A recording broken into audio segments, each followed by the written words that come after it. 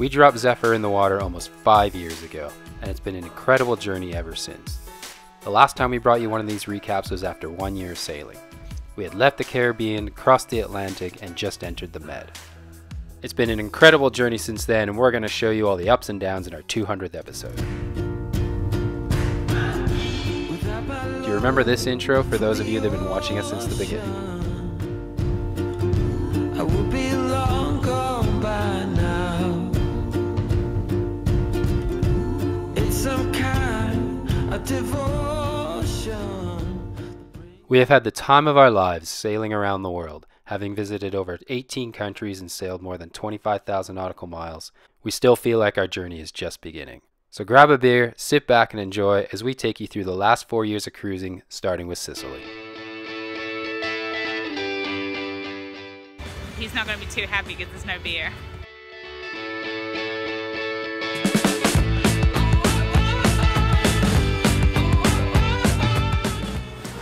So we're through the Messina Strait.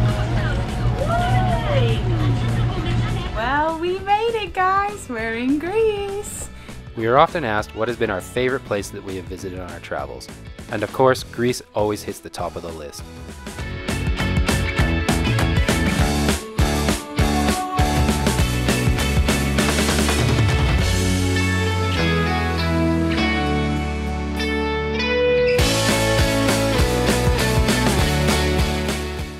After our time was up in Greece, we left for Malta. Although we didn't know it at the time, a metacane was forming right over top of us. Fortunately, we did manage to find safe harbor.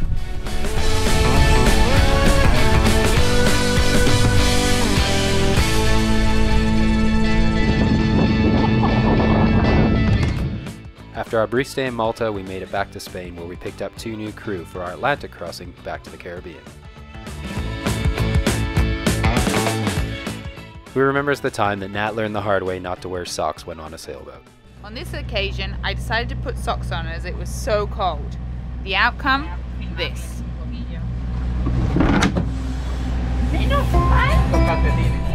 Because it's just too funny, let's watch that one again, this time in slow motion.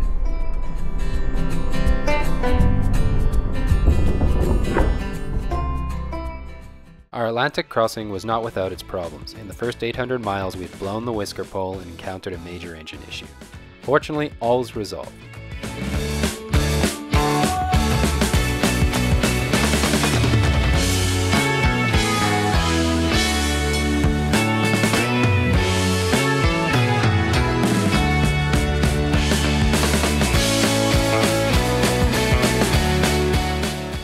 To this day, one of the most fun things to do on Zephyr is to jump off the back of the boat and hang onto a line.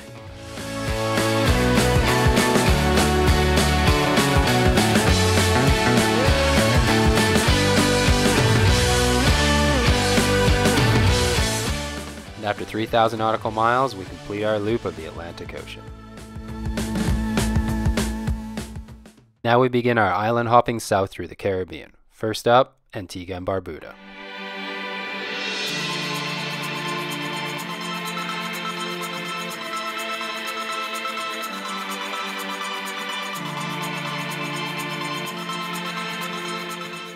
Now in Dominica, where we sail with our good friends Nat and Ed from Northern Shadow. We're coming up to the Pirates of the Caribbean hut. If you believe such things. For all you Pirates of the Caribbean fans. And who can forget the hilarious moment where Ed and I both tried to steer the boat. That's not it. What is that? What is that? Alright, Ed, show me out. We haven't crashed. That's good, that's very good. We haven't crashed yet. Yeah. I don't know, Ed, you're a little skew this one, Oh, look at that. Look at the other hand. What's the other What's hand? this? What's this? That's a style.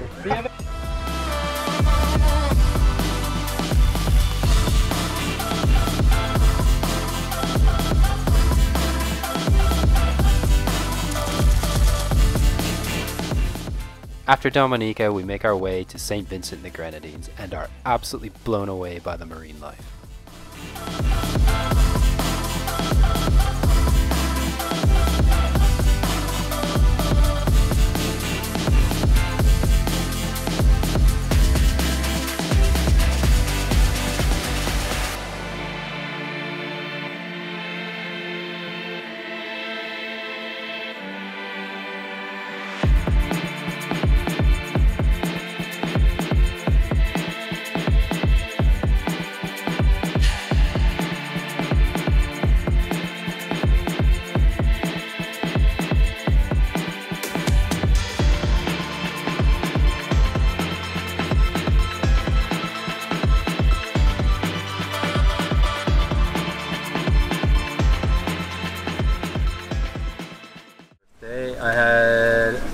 unfortunate and stupid accident. I fell out of the tender on my own, and the kill cord wasn't on my hand, and the dinghy started spinning around with the motor going, and my leg got cut up by the propeller from the tender motor. So I was very, very lucky. It just missed my head. 2 very deep gashes to the bone on the shin, and 2 shallow ones, and then 1 on the foot.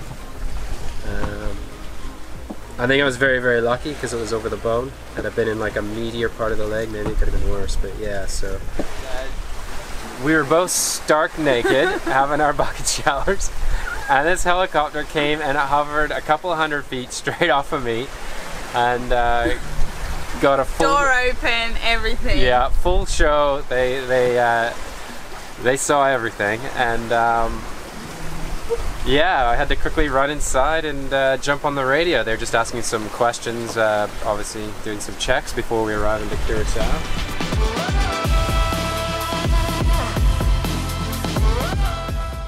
Curacao, Klein Curacao, and the neighboring island of Bonaire are a mecca for snorkeling and diving.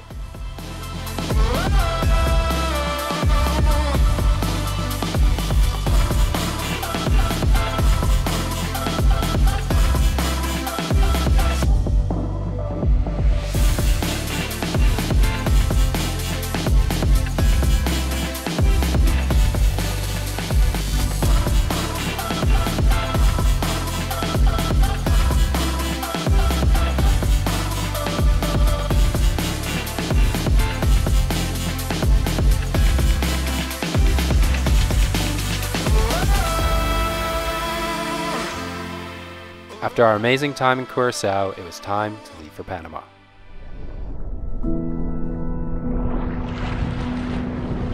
Panama! We explored from the San Blas Islands to Bocas del Toro.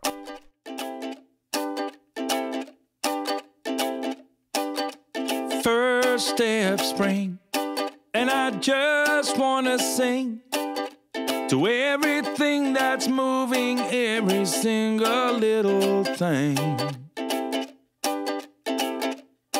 To them birds flying free, fish in the sea, flowers and trees, every little bumblebee. I wanna sing, ooh,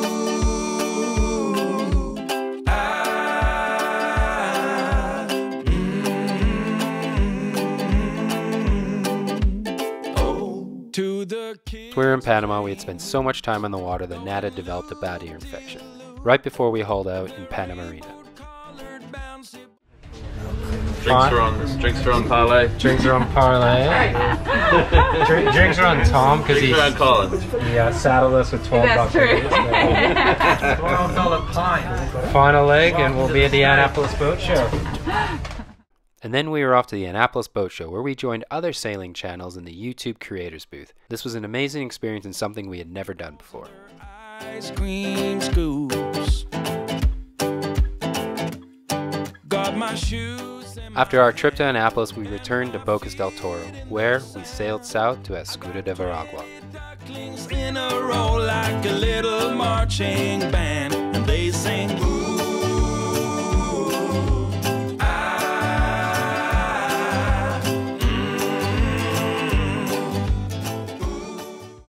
And then we made the big decision not to cross the Pacific.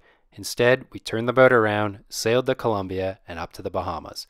This was going to be a difficult task as we were going to be sailing against the trade winds for over 200 miles. Unfortunately, Nat wouldn't be with me on this passage, but a good friend of mine from Israel joined me.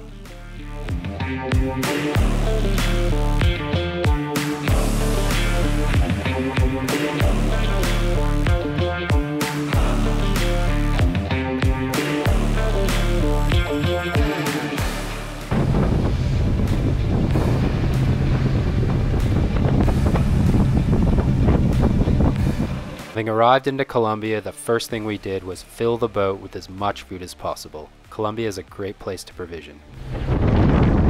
So it is absolutely mental out here. We're supposed to have 15 knots, it's blowing 30, 35, maybe even a bit more.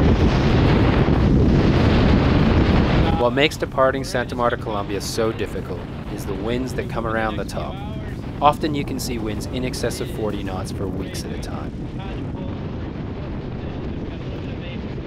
Fortunately, on this occasion, I knew it would not last more than 24 hours, and we would be through to more stable weather shortly. Mental!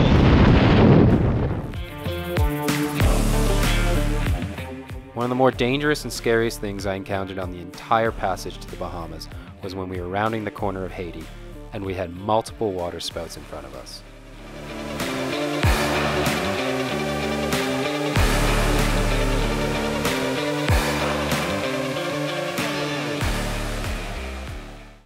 A boat had crashed into us. That's right, I'm not even joking. Not a dinghy, not a sailboat that dragged anchor.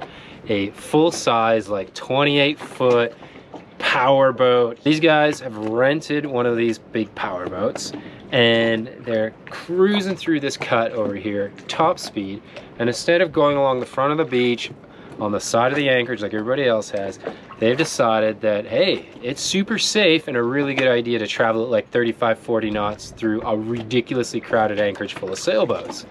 As you can tell, my sarcasm is at max level. Luckily, nobody was injured in this crash and just some damage to the front of Zephyr.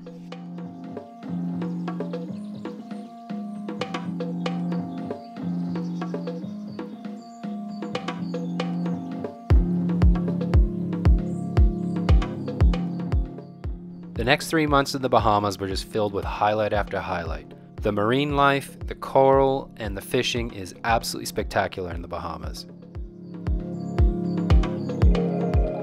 And then it finally happened.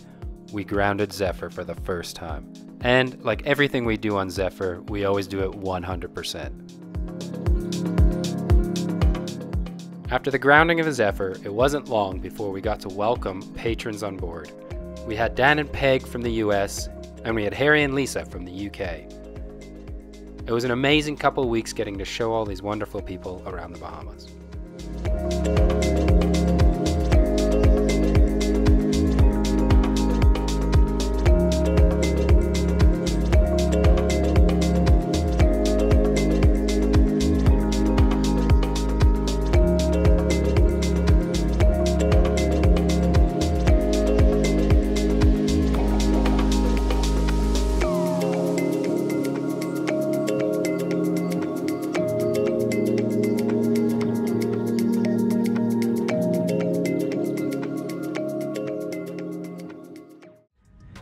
We made it to the US!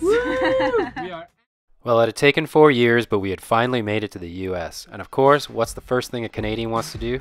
Go and watch a hockey game.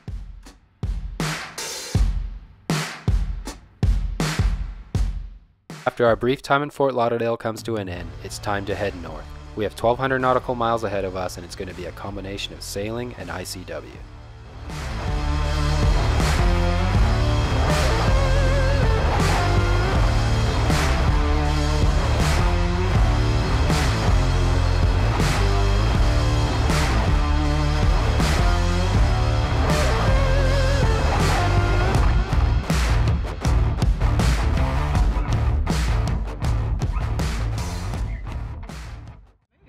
For the first time, and I mean the first time on Zephyr, We're going through a lock. We're going through a lock. We're in the lock. That was literally supposed to be the easiest, and it was the most difficult because we had to thread this needle between this massive barge. Look at this. Look at that. Well, if we can do this, the Panama Canal should be a breeze. Where should we go? Yeah.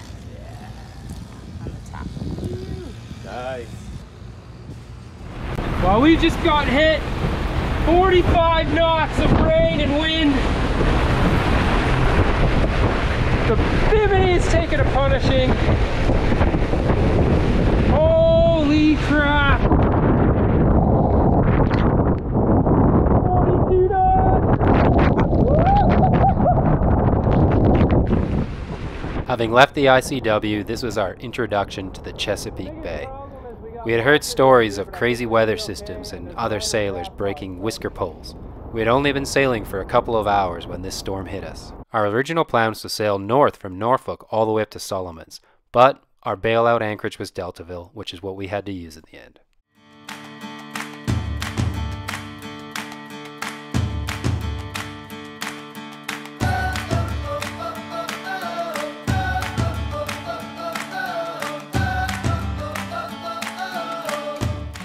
And there you have it, we made it to Kentmore Marina in Annapolis.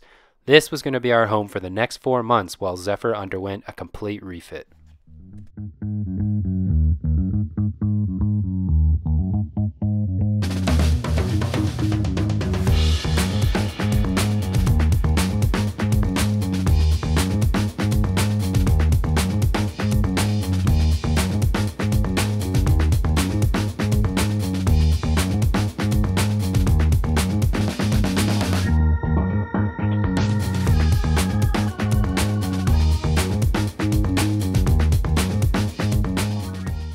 It was going to be a busy summer in the boatyard as we had some major projects to be completed. A few of the jobs on the list included new floors inside the boat, sanding the hull down to gel coat and putting new bottom paint on, new kitchen countertops, new flooring in the cockpit, sanding all of the teak on the boat, and the ambitious project to make our sailboat longer.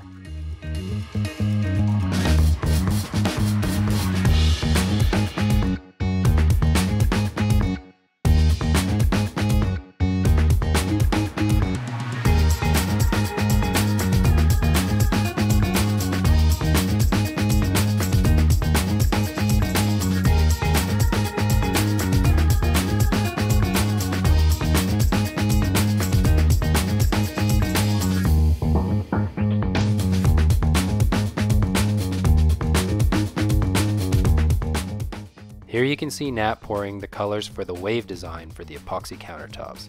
Her idea was to bring the ocean inside her sailboat.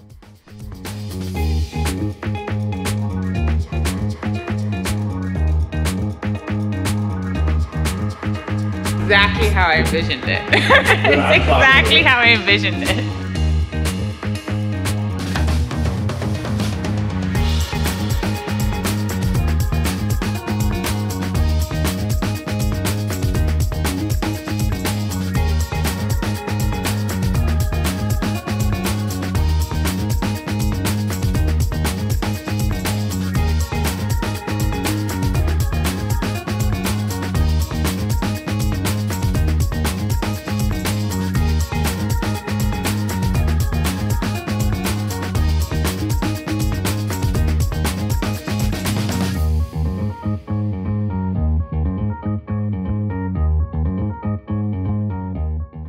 Two to three coats. Yep.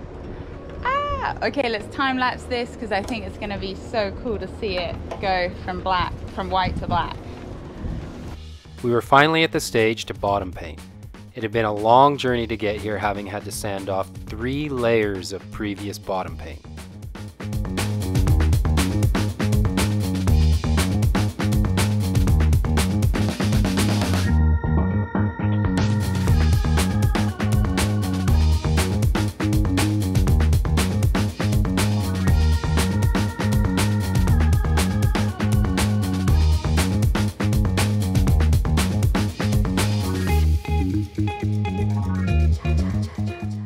Another major upgrade was introducing faux teak in the cockpit. We'd been sailing hard for over 4 years and the cockpit was getting pretty tired looking. We reached out to a company called SHIPSDEK who helped us design this amazing faux teak cockpit flooring.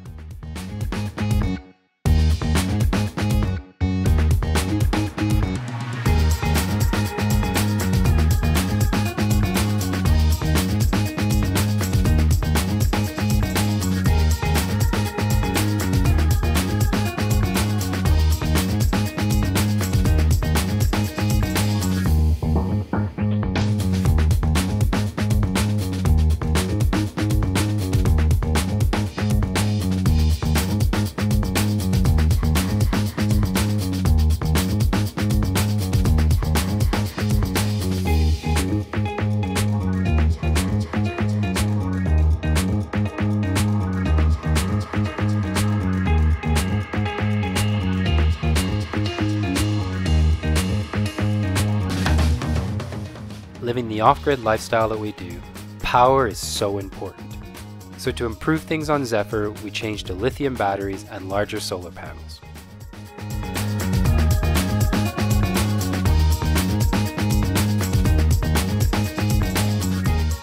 All the upgrades on Zephyr were vital, but none more than the new sails we needed for Zephyr. Having put over 25,000 nautical miles, tearing them in Panama, we were desperate to change them up. So we reached out to the amazing team at Precision Sails.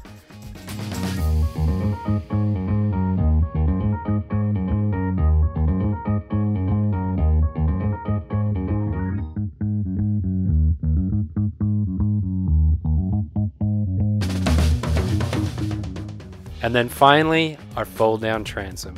This has probably been one of the most enjoyable upgrades we've put on the boat, as not only is Zephyr now got an excellent swim platform off the back, our boat is officially 3.5 feet longer.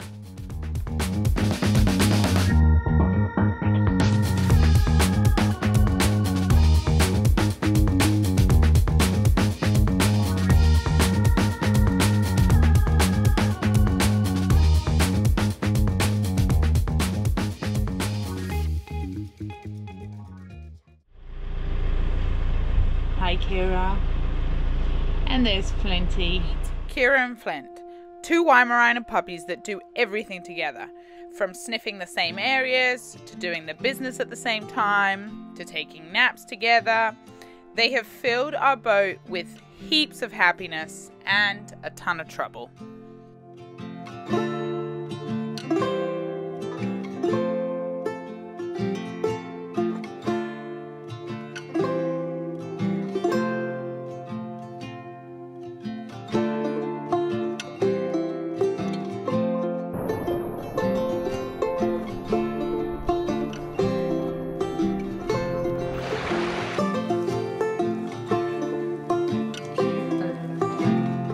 That's right, the introduction of two puppies as new crew members on Zephyr has been amazing.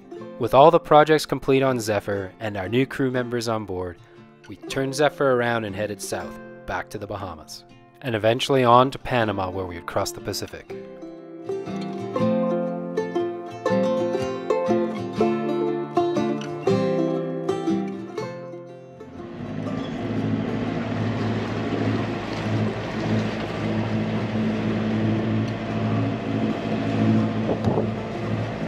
Alright, that's it.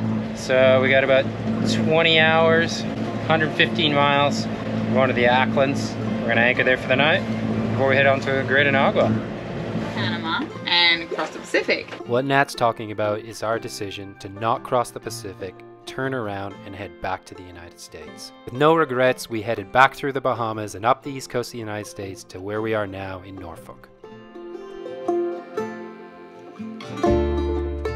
So nearly 5 years, 25,000 nautical miles and more than 18 countries visited, we have gone from... Hi guys, so my name's Natalie and this is James. Hey guys, how you doing? And we wanted to welcome you to our sailing channel, Sailing Zephyr. Woo! To a couple of salty sailors trying to circumnavigate the world.